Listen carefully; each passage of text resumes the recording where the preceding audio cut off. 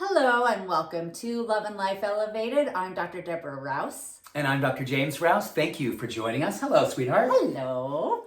So today we thought we would keep it pretty simple and stick to something that we are both passionate about, and it's something we work with every single day. And that is fundamentals of nutrition, testing, and I think really around our lifestyle and our commitment to how we have evolved over the last nearly 30 years since we graduated from medical school, and how it is that these last 30 years, the foundations of what we believed in have been rocked and somewhat even completely taken down. And because we are lifelong learners, and I love that about us, science continues to evolve. And I really think one of the things that we've learned together is that you can get really caught up in a way of thinking.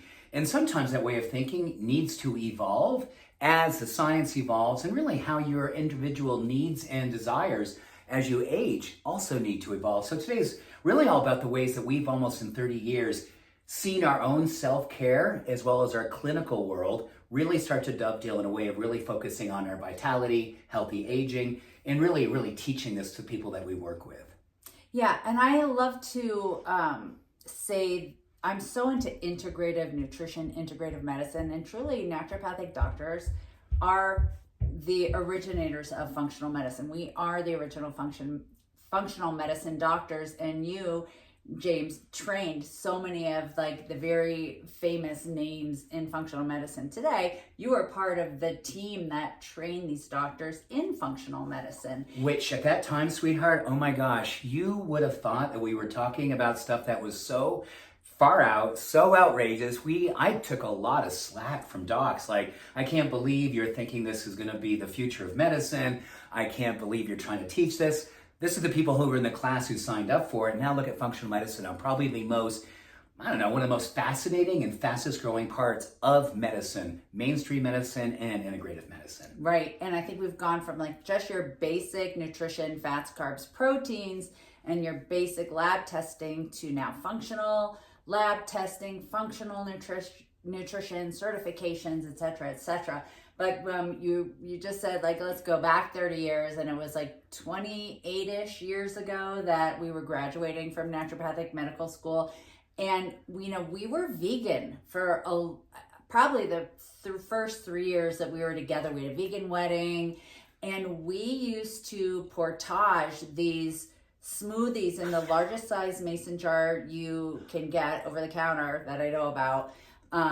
We would make a soy base. It was called Super Green Pro. Do you remember that? Super Green Pro soy protein powder based in soy milk or rice milk, bananas, blueberries. I remember it was gray, and we would sit this huge container of, honestly, it makes me feel like it was poison now. We just thought it was the healthiest thing in the world, and we would sit it between us and the desk, and we'd kind of sip on it. And this is after we had a really hard workout, right? Yeah, so exactly. This was our recovery. That was our recovery. And sometimes we'd have muffins from the vegan restaurant that we baked the night before.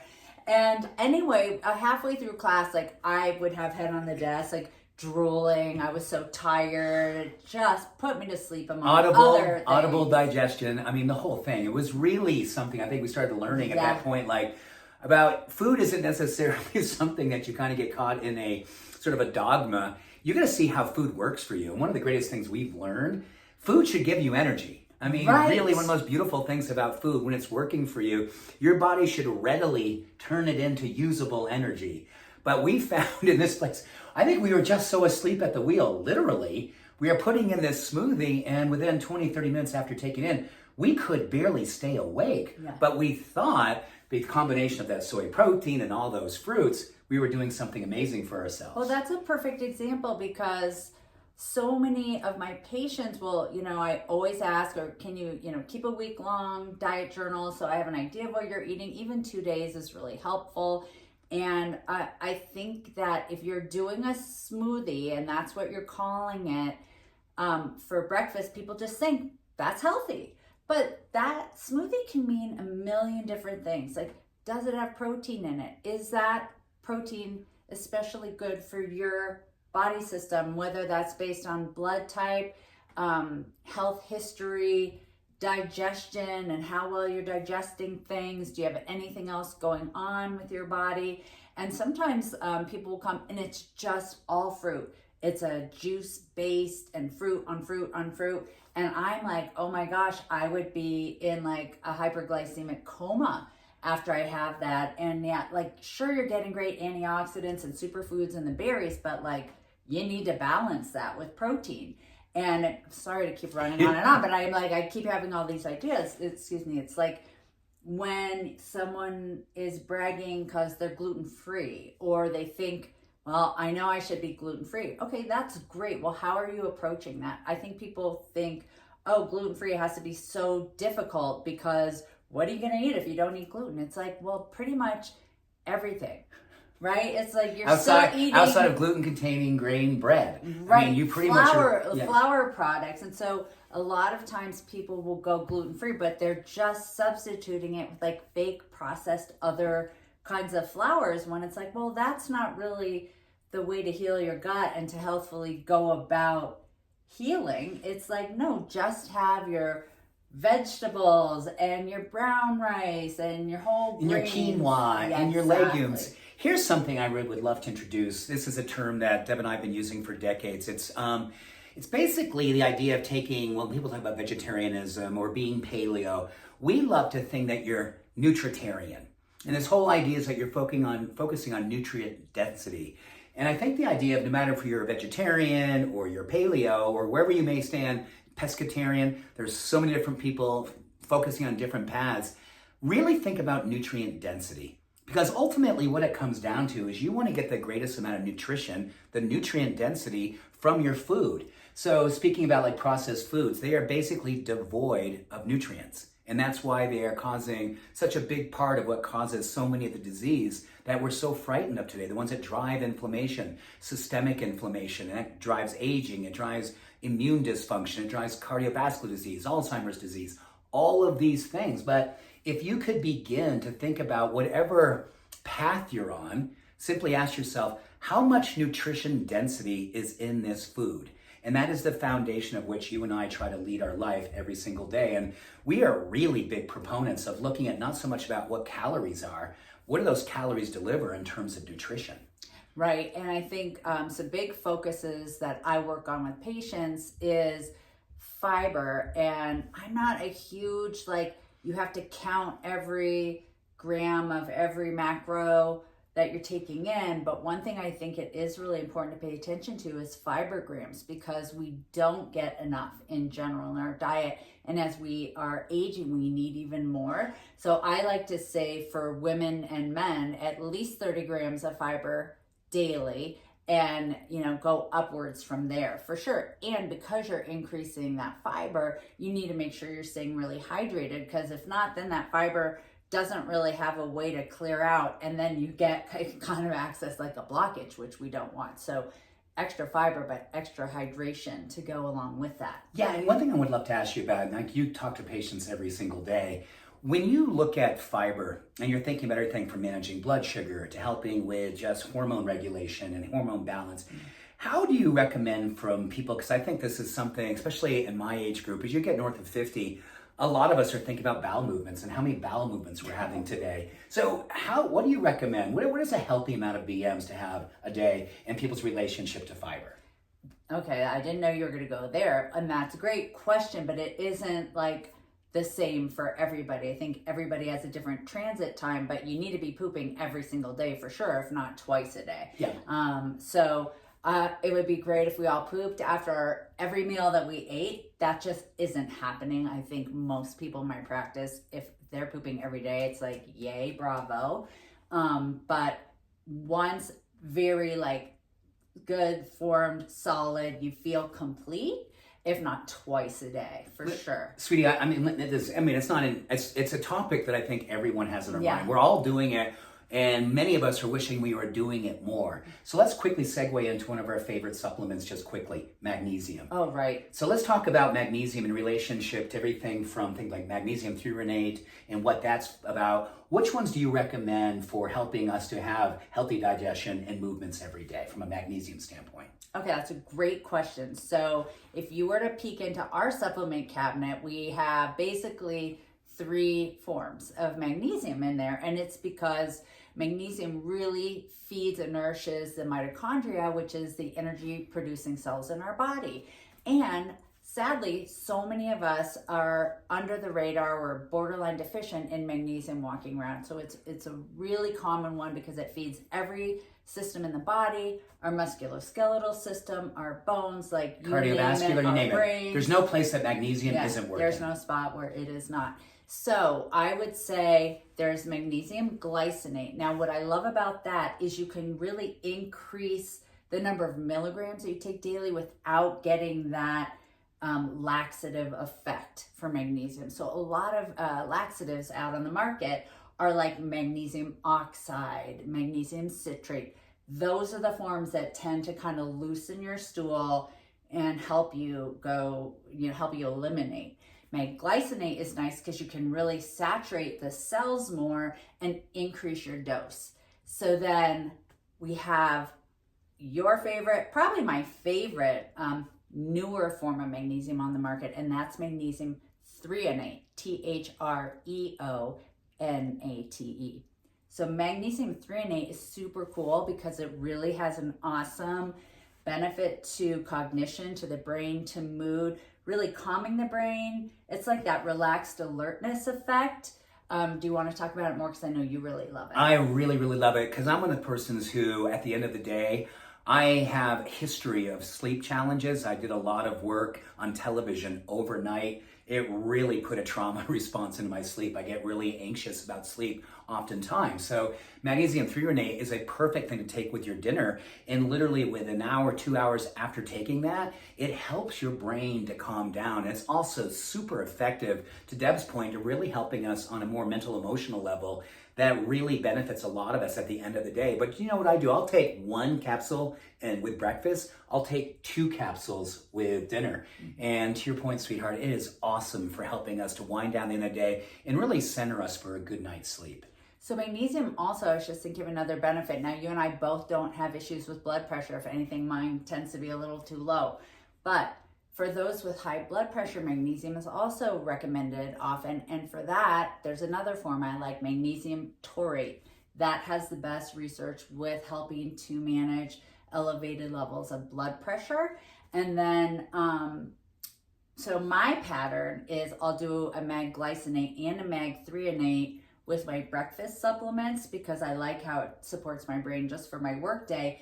And then at night, I take a magnesium threonate capsule with a tri-magnesium capsule. So that one has the citrate, the oxide to help keep me regular. Not that that's like a huge issue for me, but it's like, especially if I'm traveling, I want to make sure I have that along the way. And for someone like you who you have rapid transit, you want to avoid that because you don't need any more help in that department. I'm really good right there. Yeah, Yes. but I would say I don't. Am I leaving any out? I don't think so. I think that covers it. But I do know that is a supplement that we will always have. And can you test for your magnesium levels? You can. I usually recommend testing red blood cell magnesium, kind of on your standard lab panels. Great test, by the way. And it's not something that you're going to get in a standard test. You have to request No, I know. What I was going to say that it's rarely abnormal, right? So if it's low, it's low. But so you can test it, but it's not like the do-all, be-all, end-all. If you are working out every day, you're using your brain all day, chances are you could really benefit, or you have high blood pressure, or you're constipated, chances are you could benefit from using magnesium. So I think the takeaways are from looking back at the nutrient-dense diet, that's why magnesium is such a big player, because you're looking at things such as whole grains, you're looking at nuts and seeds, you're looking at all the different dense protein types foods. Those are naturally rich in magnesium, dark green leafy vegetables, avocados. all of those come as a nutrient-dense food all on their own and naturally occurring magnesium. So those are great foods to have. But again, to what your point, sweetie, many people, in fact, I think there's a study that somewhere like 80% of Americans are low in magnesium. We tend to burn through our magnesium early in the day. Stress is one of the things that literally drains magnesium, or a poor diet. So those two things together would necessitate supplementing. But I want to ask you a quick question. Right, really quick, also just want to say it also nourishes the adrenal glands. And if you're someone who suffers with restless leg syndrome at night, where you're just like, you can't sit still, you're having muscle twitching, cramping, again, that might be a sign that you could use a little extra magnesium. Truly. Yeah. So one thing you mentioned a moment ago about magnesium, it was the other M word, which is my favorite supplement. You know how I feel about the mitochondria. I absolutely believe this is one of the more progressive sciences I'm seeing in relation not only to energy, but mental health and emotional stability.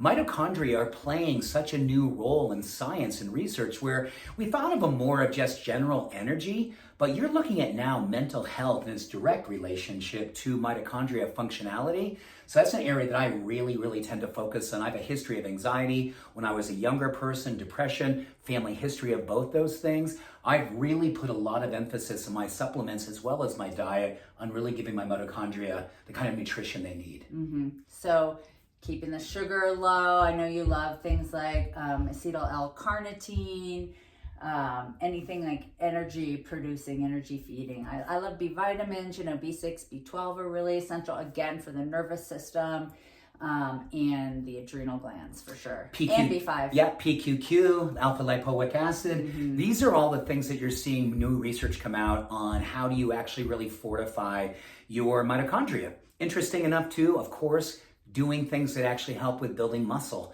Your mitochondria feed on healthy muscle and vice versa. The more lean muscle you have, the more vital mitochondria you have. So really looking at your retraining, because when you lift weights, and here's a great thing to remember, I'm 61 and there is absolutely no reason in my mind where I think about how it is that every single day, one of the most powerful biomarkers for healthy aging and living a long, healthy life is your amount of lean muscle of your body. There has been a lot of misconceptions that have really hopefully been left all of us by now, that thinking that you get to a certain age, you just lose muscle. Well, yes, there is definitely a decline in how well you can build and then retain lean muscle, but most of that comes down to the fact that we start aging and then believe that lifting weights and doing the kind of cardiovascular work that actually helps us keep muscle in our body. As we age, we just kind of start, well, I'm 60 now, therefore I don't do the things I used to do. Every good study on muscle says it is only leaving us because we believe we are too old to keep it. So we got to keep on looking at how lean muscle plays such a significant role in our health, in our vitality, and truly, your mitochondria is the vessel for how it is that muscle continues to grow and be thriving inside of us.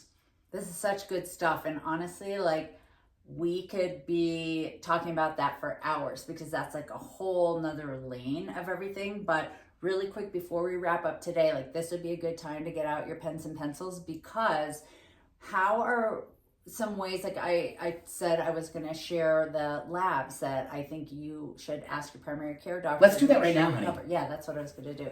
So I personally like to do these things twice a year, once in the wintertime, once in the summertime, because the light is changing so much, your hydration is changing so much. And so I like to do it twice a year. Will your insurance cover it? I don't know.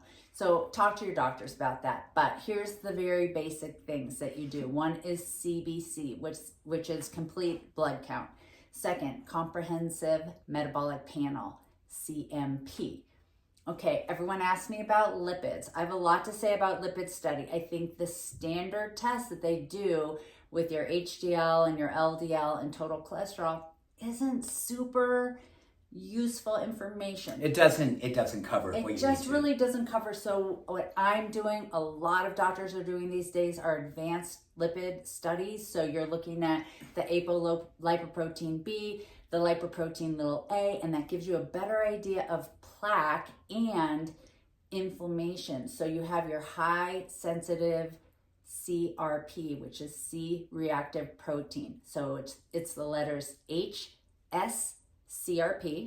that also, it gives you an idea if there's inflammation in the body. And then vitamin D levels, I think, are super important. I'm so glad you brought that up. I was going to suggest that we do that one too, so thank you. And then thyroid, especially if you have a family history or you have a personal history, most docs will just do thyroid stimulating hormone, which is TSH. Doesn't give you enough information. So I like to do a total T4, a free T3, and I like to run thyroid antibodies. So it shows us if there's any autoimmunity going on. I can remember like right out of school, and I was seeing I thought I was seeing this great functional medicine doc for like an annual exam, and she ran thyroid antibodies on me, and they were way high. And she's like, "Oh, don't worry about it. Like, it doesn't mean anything." And I'm just like, why'd you run them? Like, anyway, that started me on a journey all of its own. And then there's age appropriate testing. You know, everyone asks about hormone testing. Well, in women, there's really not a lot of sense to run hormones in the blood at one time if you're premenopausal. There's other better ways of measuring hormones in the blood. Same thing with cortisol, the stress hormone. On the other hand, DHEA, also an adrenal hormone, it doesn't vary as much or vacillate as much as like cortisol during a day. So I do like to do a serum DHEA. Testosterone? Well, testosterone in men, again, age dependent. If there's issues, if you're below 40, of course I'll look at it. But then, we want to look at prostate specific antigen or PSA in men, basically from late ages 40 and above, unless there's other issues that indicate we should run that sooner. Yeah, and I think from a testosterone standpoint, just quick lifestyle check on that.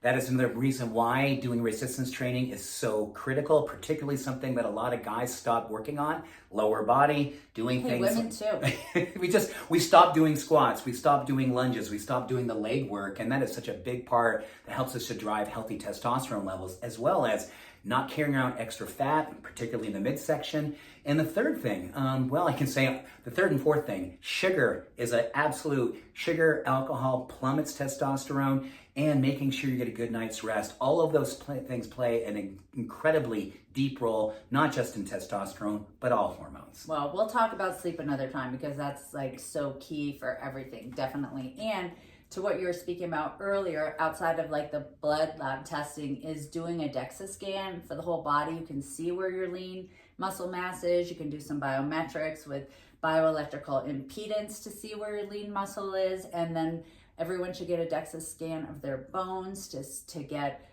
don't wait until you're like 55 to see how your bones are, because it's much easier, nothing's easy, but it's easier to work on preventing bone loss than it is to try to build it back after you're already losing bone. And the drugs, no, they're just not good, right? So we want to come from a preventive status on the bones for sure. Listening to this last 23 minutes, I'm thinking, oh my God, we've just kind of scratched the surface. We threw a lot out there. We threw a lot out there, but we want to begin by, this community that we're building right now.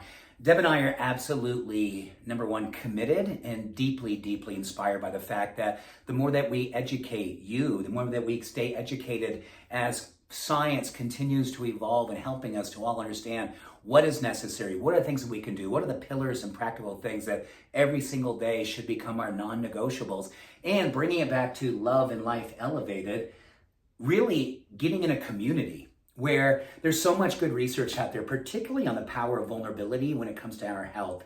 I was reading a study, University of Pennsylvania had it come out literally just 2 months ago, on how when we are openly saying, hey, we're working on something, I'm working on my lean muscle mass, I'm working on helping with my inflammation, I'm working on getting more magnesium naturally in my body. When we are in communities that we feel safe and open and talking about the things that we're working on, or family histories that we know we're trying to combat and overcome, this is one of the reasons why Love and Life is here. We're wanting to make sure that you feel safe, that you feel heard, that you feel encouraged. And no, we're all working on these things because this is how we heal better together. Yes. And on that note, thank you for listening and tuning in. And let us know if this is the kind of information that you really like hearing about, what you want to hear more of, less of. We're totally open. We'd love to hear from you. Love you, sweetheart. That was Love you. amazing. Have an awesome day. Peace and love. Bye for now. Take care.